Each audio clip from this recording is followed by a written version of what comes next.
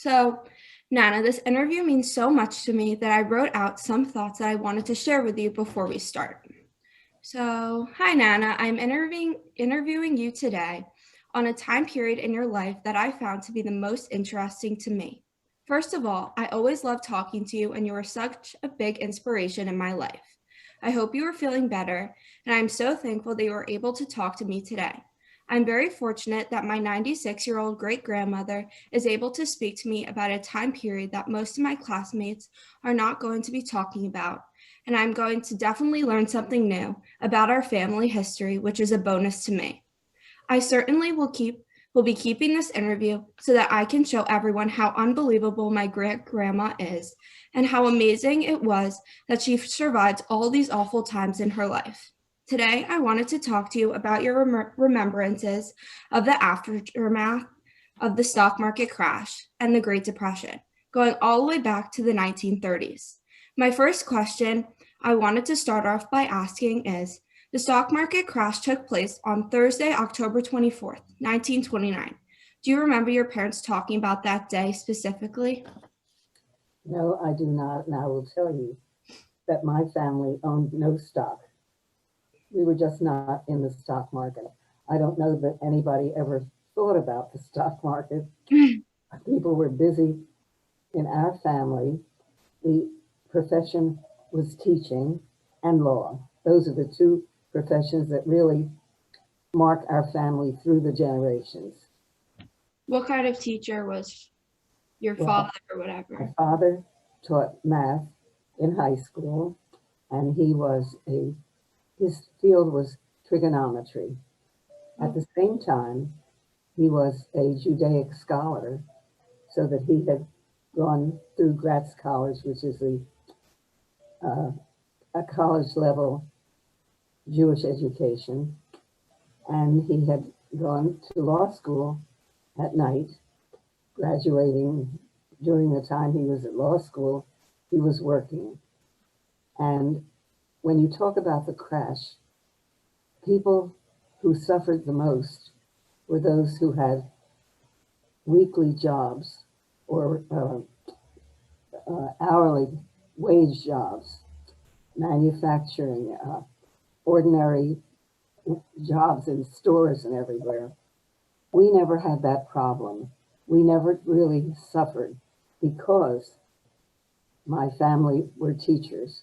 My Aunt Mattie, Titi, was a wonderful teacher. My mother had actually studied to be a kindergarten teacher, but then she married and had a family, and then so that was different. But because they were teachers, teachers never lost their pay, and they were so good that yeah. do you know that it was really interesting. I grew up when I was younger. I found out that my mother had these wonderful charge cards. We didn't have credit cards then. A charge card so that you could buy in these wonderful department stores, Wanamaker's, Strawbridge's, shoes, Guidings, the best shoe store, because they actually sent charge accounts to teachers because they knew they had something that they might be able to spend on. You didn't make that much as teachers, but it was steady. The other reason why I did not have to suffer and our family is that my grandparents owned a kosher poultry store where they sold poultry, and they had their own shochet, their own ritual slaughterer. And as a result, we had plenty of food. And because my grandparents lived with us, we were all together in the house, Yeah. 7 of us in a house just with one bathroom. Oh my God, that's crazy. But Pop Pop has told me, your Pop Pop has told me that, well, I mean, my father told me when I was growing up what a day it was when his family got an indoor bathroom, because until he was grown, they had an outhouse. And this is in the center of the city, not in the country, in the city. Anyway, forget where I was now. So, also, because there was soup, many people in our neighborhood had lost their jobs. People who later became the major businesses, the stove company, Caloric, the Caloric Stove Company, the Kleins were our neighbors. And I remember my grandmother and mother would, because Titi was teaching and my father was away, they had these great big pots, steel pots, where they made gallons of chicken soup with pieces of chicken. And then Joni and I were given the job of delivering these pots. I mean, they would put it in jars and we would leave them on the doorstep of the Kleins. And then the people who had the Goldberg peanut chews, big business, they were out of work. There was nothing. We gave them food. We gave people. So we were giving out chicken soup in the neighborhood. Oh my God. That gives you some idea. But what I have to tell you, and your classmates would be interested to know, we have so many protections now. In those days, there was no Federal Deposit Insurance Corporation. When you put money in the bank, you don't have to worry about it because it's going to be insured. Yeah. So that if something terrible happens, you are protected. We had no protection. That's the one thing that I remember most distinctly. My father would take me to his law office sometimes on weekends or whenever, and he would open the side drawer of his desk and take out a little passbook, looked little like a bank book, little. And he would say to me, "You can play with this because this is yours." And every week he would put a certain amount of money in my account. And then he said, "But be careful." And then he would take it back, put it in the drawer, lock the door. This one day, it's still so clear in my mind. I think I must have been I was born in 24. Joni was born in 30. She's 6 years younger. And I think this must have been like about right before she was born. It would be 29. That's right. And he gave me the book to play with. And when I gave it to him to put back, he said, "You can keep it and play with it." And I didn't know until later because everything that was in it was lost forever. So I never knew what was in there or anything. Yeah. So that was very real. Actually, just something very sad. One of my classmates' father jumped out of a window in a high building, an office building, to his death. There were many suicides, many. Wow. They didn't have enough money. They were so afraid that they could not survive or take care of anybody. Oh. Just fear. It was a terrible, terrible time. But because of what we did, what my family did, we were aware of it, but we did not suffer. Yeah, that's very lucky. Yeah, we were. Yeah, like how was your childhood? Like tell me about your friends at the time. Like did you have any? My friends were mainly from the synagogue. That's the other thing. Any educational place, educational school stayed open. I mean, they never closed. So Yeah. I went to synagogue, and my father was principal of the religious school at Congregation Addis Jeshurun, AJ. He was there for 35 years. And my aunt, Titi, was the kindergarten teacher for almost all that time. So I had wonderful friends. They were really my best friends. And when I got married in 1943, a couple of them were my bridesmaids. And I had friends in school also, but not as close as the ones that I knew because we went every Saturday. And many of them would also go on Saturday to services. And then we'd have lunch together and go to each other's houses.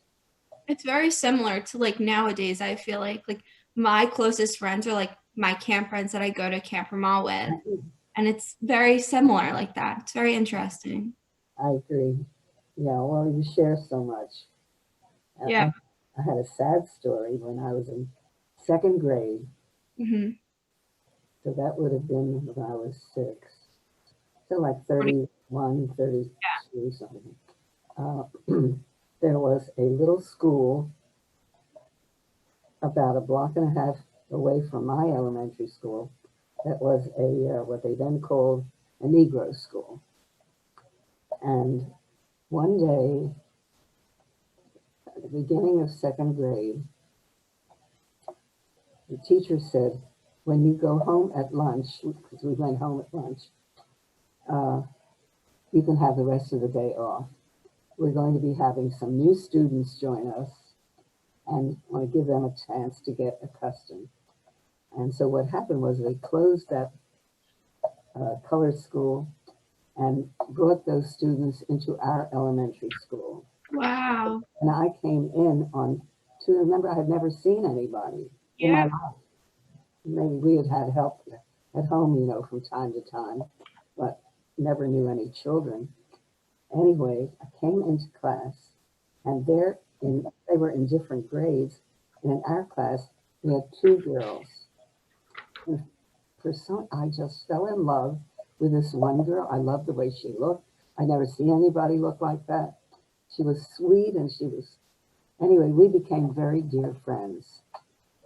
And I'm ashamed to tell you this part, but this was part of the way we lived, and that this was the way it was. Hmm. Came time for my birthday, and my mother said, if you give me a list of everybody who's coming so that I can get ready. I gave her the list, and Hmm. she's going through it, and she said, who's this? I said, oh, this is one of the new girls in my class. Anyway, she would not let me invite her. And my mother was never, uh, it was nothing about bigotry or anything. She was never, ever like that. But that is the way it was. It's the segregation, even though we were together in school. And I had told her about my party, and she Yeah. was so excited. And I had to tell her that she couldn't come. That was one of the saddest times in my whole life. Yeah. It's so awful. Yeah, But you were living in that time. Like that's how it was back then. that's the way it was. Right. It's very sad. Trying to think. Okay, what's your next question? I'm Um, sorry. I'm talking too much, I know. no, it's okay. That's what it's the whole point for. Yeah. Um, let's go back to the synagogue. How important was religion or involvement with the synagogue at that time? Like, was there a lot of people there? Like, did you have to pay to be a part of the synagogue? So, were some people that were struggling with money not able to come? There were always dues, but we never knew who paid them and who didn't. Really? Nobody was ever refused. Oh, Always a way to make it possible for people to come. And as a result, when I was growing up, our school, our religious school at AJ, had 500 students. wow. My father had a faculty of like 20 people. It was really a very special, special time. And it was a very important part of my life, absolutely. And Yeah. then we did Hebrew school twice a week, as well as Sunday morning. Mm-hmm.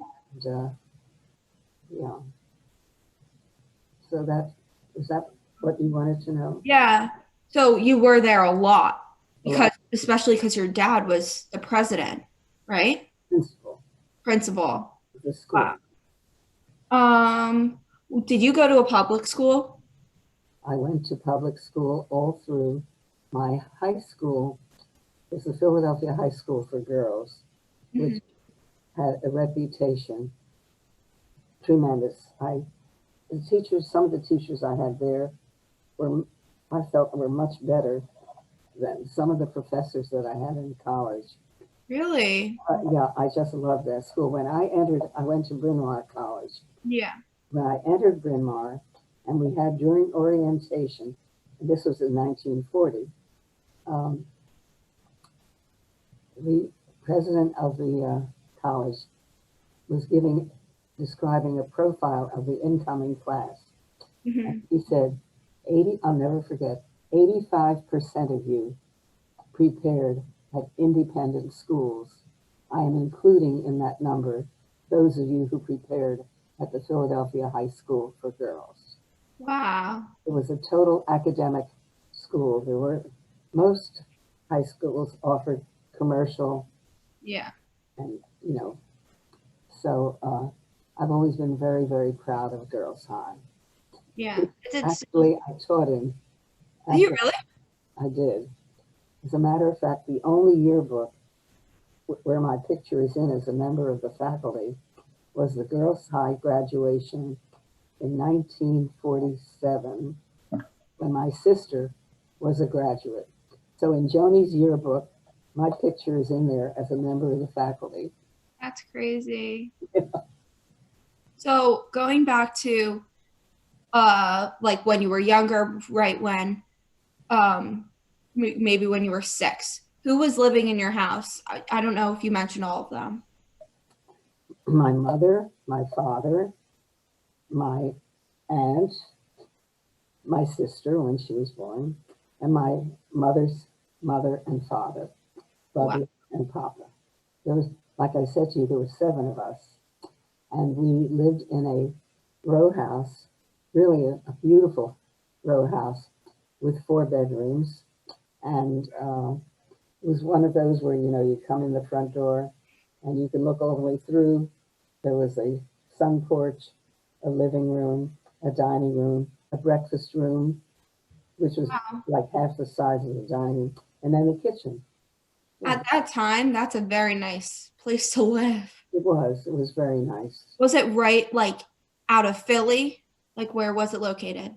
In Philadelphia, we moved from South Philadelphia, where I was born. When I was 2 and a half, we moved to West Oak Lane, which was in the northern part of the city. The Broad Street subway went straight up Broad Street, which is the main street in Philadelphia. And that became our private line. Everywhere we went, we walked a couple blocks to the subway and got on the train, got off where we had to go. Wow. That's crazy. No, it was wonderful. Can I tell you one funny thing? Of course. My father felt that every woman should know how to drive. My mother did not want to drive because she said she was too nervous to drive a car. And my father had his first car, and so he insisted that she had to learn. So she finally agreed, and she went to a driving school, and she took her course, and we all knew the day that she was going to have the test to see if she could pass to get her license. Mm-hmm. And when she came home, she walked in the door with a great big smile, and we're all waiting. And she says to my father, "Well, I passed. Now I never have to drive again." Never, ever drove a car, but she got her license every time he needed to renew it. She renewed it. She used it for identification. Yeah. Through the years, she got more mugs and little things to congratulate her for driving 25 years, 45 years with no accident. Because you just never drove. Never drove, never drove. Wow. What car did your dad have? He had a dark green Buick, Oh, and we had a garage because it was a row house. You couldn't drive into your garage from the front.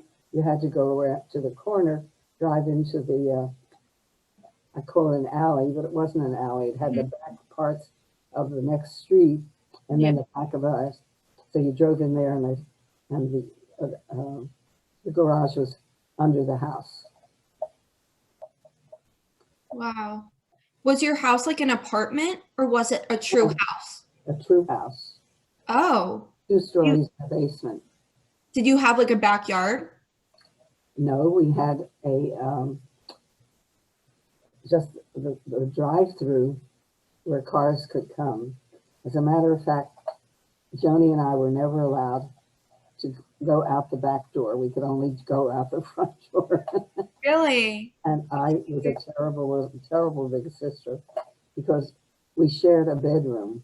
Yeah. And when she was like 2 years old, and my mother, I guess to make it easier for her, put us both to bed at the same time. So when I was 8 years old and she was 2, I was going to bed when she did.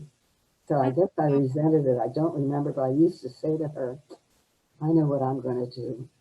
I'm going to go out the back door. And she would say, not the back door, not the back door. I said, yes, I'm going to go out the back door. And I may never come back. And she would finally cry. Then I was happy. Or the other thing I would do, I would say to her, okay, Jenny, let's play a game. Let's see who can fall asleep first. The first one to say, the first one to fall asleep says, I'm asleep. And she kept saying, you always win. You always win. I was terrible, yeah. But I did, not only that, my mother dressed us alike until I was 12. So 6 years apart, you guys like dress like twins.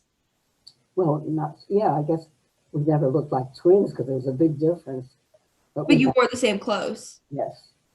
Oh my God. And I guess you guys fought a lot. What? Did you guys fight a lot?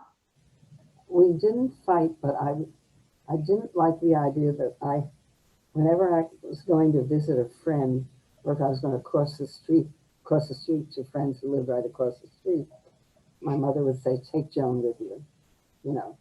So I Yeah. had this, yes, I had her with me a lot. But amazing that I really love her so much. And you live literally like up the stairs from her right now, right? She lives in the same apartment. That's right. Yeah. They were very lucky. But it's still, yeah, it's very lucky now that you still have a sister that you should Oh go out my, dinner with. oh my goodness. We both feel very, very blessed. Yeah.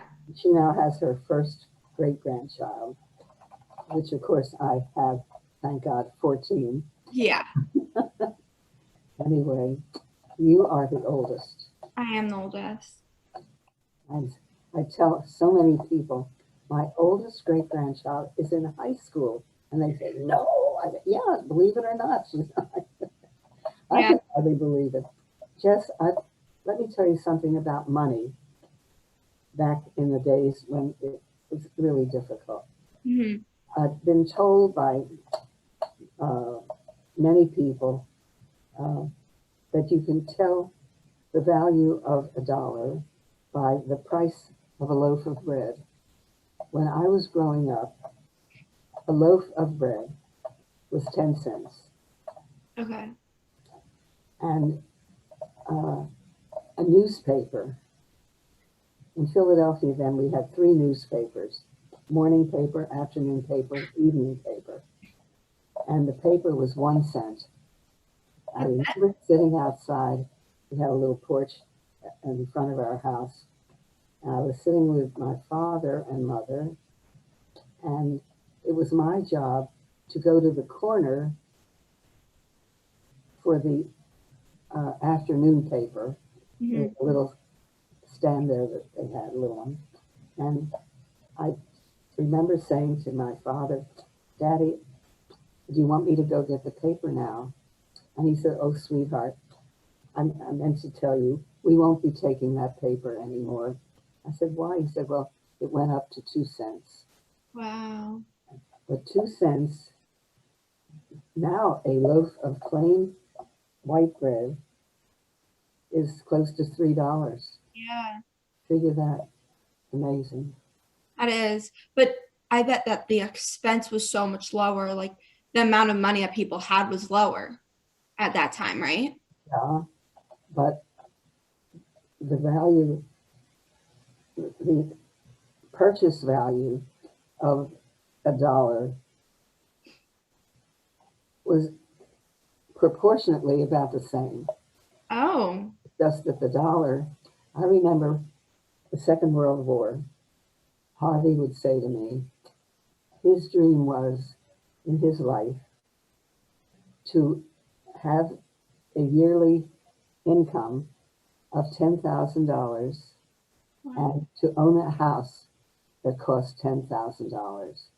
And his father, Harvey's father, was from York, Pennsylvania, where they were hit very hard Yeah. during the Depression because my father-in-law had a retail store at that time, which went under. But then he started a real estate business and building. And when he would sell a house for $5,000, they had a great big party because it was a big deal. Yeah, Wow. very different. Yeah, the time periods are just so amazing. Like the difference between now, like the expenses, people's jobs, and then like barely any of my friends or that I know like own stores, own retail stores. Most of my friends are like business workers, lawyers, doctors, and it's just crazy that how in what like almost 90 years the difference in everything.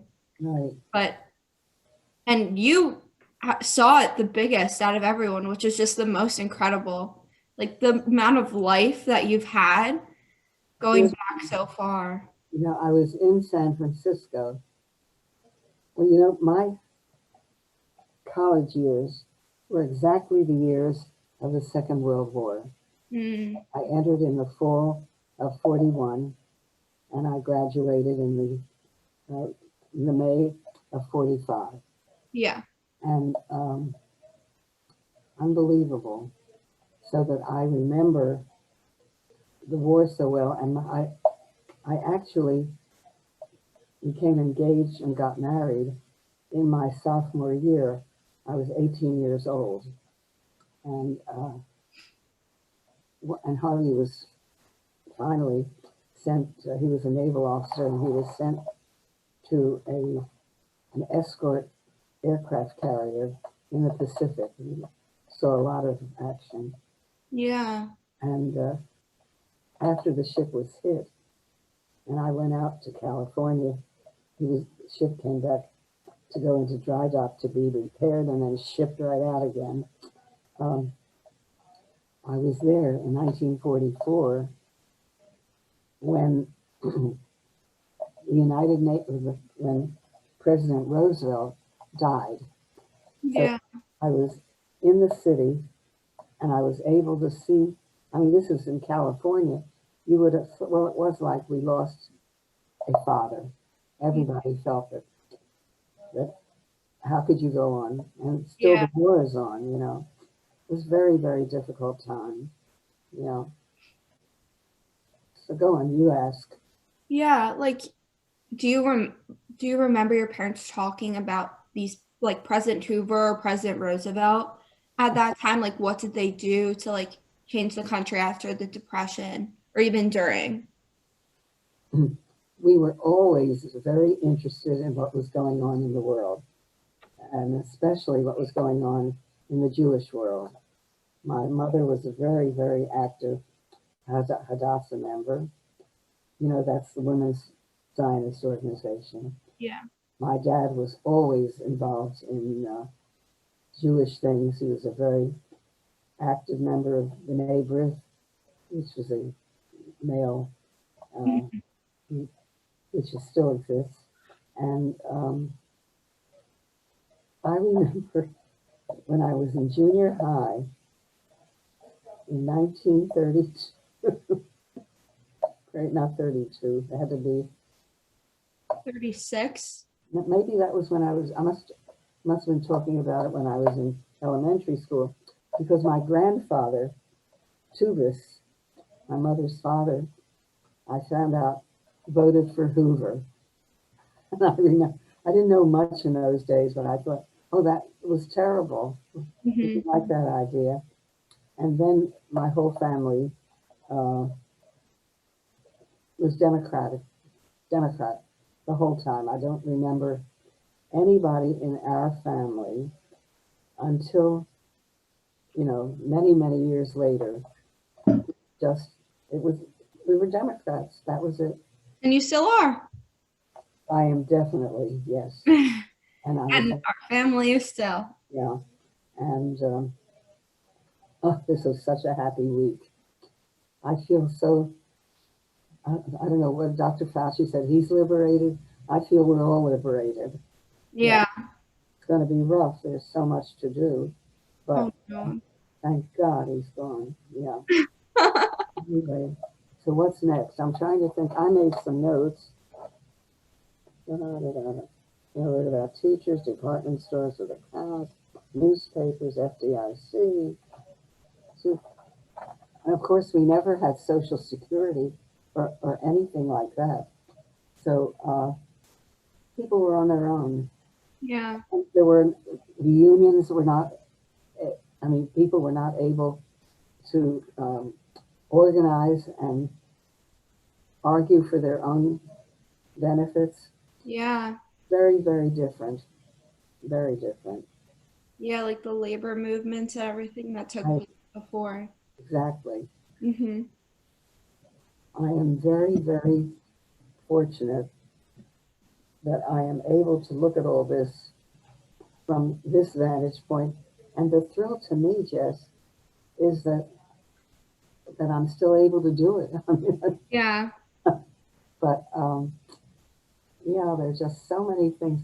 For example, we didn't have airplanes. Look at the difference. When Lisa graduated high school, Mm-hmm. actually when she had her bat mitzvah, Yeah. we had given the boys, I think, watches Really? for their gift. That Okay. was a big deal. What else the grandparents did? I forget what we did. But when it was Lisa's turn, all she wanted, believe it or not, was a sewing machine. And did you know she made clothes? I've heard. I think mom has told me I before. have to tell you that your mother wore Lisa's clothes Really? the first 4 or 5 years of her life. When I got married to Henry, to Dr. Abrams, she was wearing a dress that Lisa had made for your mother, who was 4 years old then. Mm-hmm. But Lisa, oh, she was an amazing. Really? She only did that. She just loved making things for Natanya. Yeah. That's incredible. Yeah. I didn't know that she made that. Oh yeah. Does she still? Normal things, just little repairs. But she still has a sewing machine in her closet. I don't think Oh, she's used it, but we've talked about it over the years. I always thought she could have done something special with it. yeah, she definitely could have. Yeah. Then when she graduated high school, the big deal, I got her what she wanted. Instead of just a typewriter, an electric typewriter. And which is very funny because of course, within a couple years, here come, um, you know, what do you call them? Computers. I couldn't think of Oh, it. yeah, yeah, yeah. So that when your mother went to Penn, she needed a computer. Yeah. And so different. When I went to college, Jess, this would be interesting. At Bryn Mawr, Mm-hmm. what do you think? We had a list of things that we had to bring. And one of the things that we had to bring was a tea set, What's that? a, a, a, a little teapot and some cups. Oh, Every day, there was a little time that you took a little time for afternoon tea. that's so weird. Isn't that odd? Yeah, Yeah. yeah, very different, different time. Yeah, nowadays you bring like your car, your computer, Right? Your your phone. mattress. And of course, we never, the idea of phone, of a private phone like that, no, no, no. You had to always be sure that you had at least a nickel in your pocket so that if you needed to make a phone call, you could step in one of the booths and you stick a nickel in. And then it finally got up to the point where it was a quarter. And that was, a lot of people stopped making phone calls. Yeah. Yeah, interesting. Oh, that's just insane.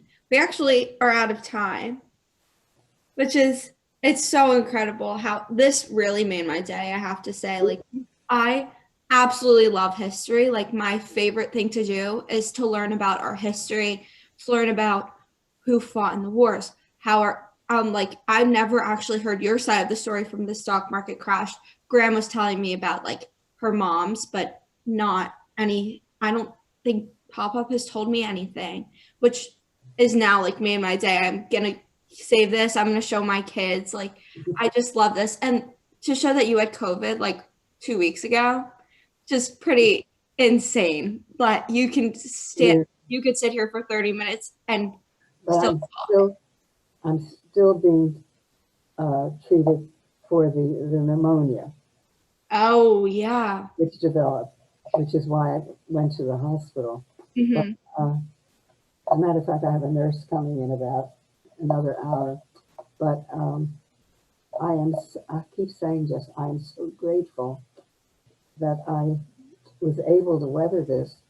And I really think what main thing that has saved me is that I never needed oxygen because Yeah. my own oxygen level is really high and it has stayed that way all the time. Hmm. So I'm just so grateful. Oh, It makes me cry because I love you all so much. I just, you know,